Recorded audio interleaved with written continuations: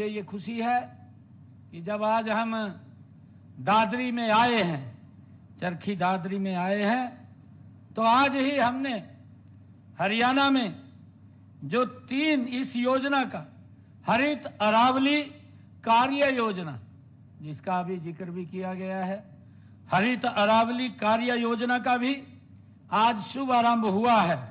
केंद्र व राज्य सरकारों द्वारा बनाई गई यह परियोजनाएं आज जिसका शुभारंभ देश के यशस्वी प्रधानमंत्री आदरणीय नरेंद्र मोदी जी वो भी कर रहे हैं, और उसका उद्देश्य है कि हमारे जो अरावली के पर्वत हैं और ये 4 राज्यों के अंदर ये फैले हुए हैं, जिनमें हरियाणा भी शामिल है, इन चारों राज्यों के 29 जिलों का इसमें चयन किया गया है, जिसमें 5 जिले तो हमारे हरियाणा के हैं।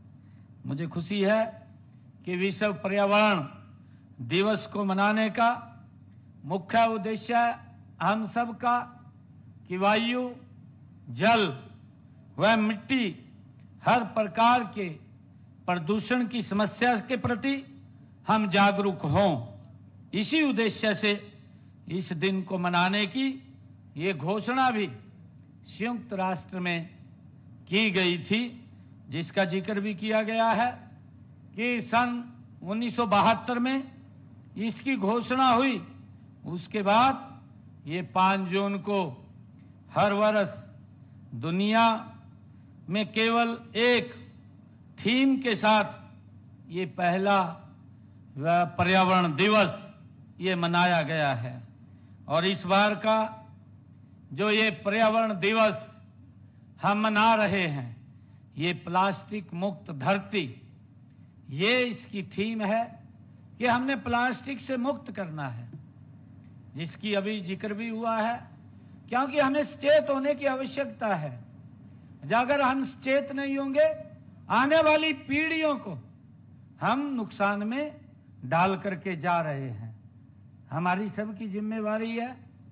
अगर हम जल बचाव की बात करते हैं, हम देखते भी हैं, हमारी आंखों के सामने है देखते देखते कि पानी हम नीचे से नल निकाल लेते थे, परंतु आज नल बीच से भी नहीं निकलता। आज वो एक समय के बाद मोटर के ऊपर आया। मोटर के ऊपर कब तक चलेगा? तो उसके बाद हम नहर के ऊपर आधारित हो गए हैं। तो नहर की भी हम रक्षा सुरक्षा नहीं कर पाएंगे तो हम आने वाली पीढ़ियों को क्या दे करके जाएंगे? ये आज हमारे सबके लिए ये किसी एक व्यक्ति का विषय नहीं है, हर नागरिक का विषय है कि हमने आने वाली पीढ़ियों को सुरक्षित वातावरण दे करके जाएं। उनके लिए हम ये वायु पोल्यूशन मुक्त हम वातावरण दे करके जाएं, उसके लिए हमें मिलकर के काम करने की आवश्यकता है। जैसा अभी बताया भी गया है कि अब की बार की जो थीम है वो प्लास्टिक मुक्त की थीम है।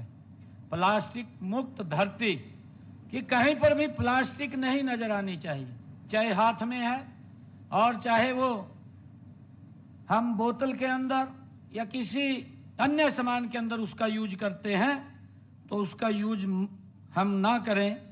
ऐसा संकल्प लेकर के हमें आगे बढ़ने की आज आवश्यकता है। जब हम देखते हैं, हम सब जानते भी हैं कि प्लास्टिक प्रदूषण ने आज पूरे संसार को अपने घेरे में ले लिया है।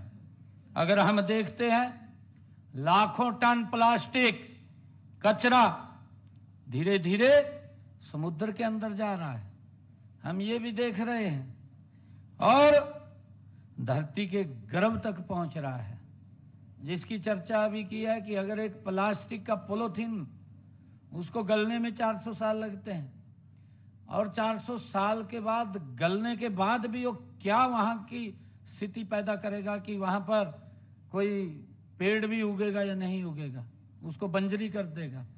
वो किस प्रकार की स्थिति हमारे सामने खड़ी होगी आकर के। तो मेरा आग्रह है कि अब भोजन में भी शामिल होकर के मानव ही नहीं बल्कि अन्य प्राणियों के स्वास्थ्य पर भी इसका बहुत बुरा असर वो पड़ता है।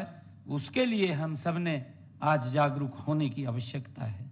हमारा मानना है कि जब तक हम प्लास्टिक कचरे पर वैश्विक स्तर पर हो रहे दुष्प्रभावों के बारे में नहीं जानेंगे, तब तक उसके निपटान के बारे में भी हम नहीं सोच सकेंगे।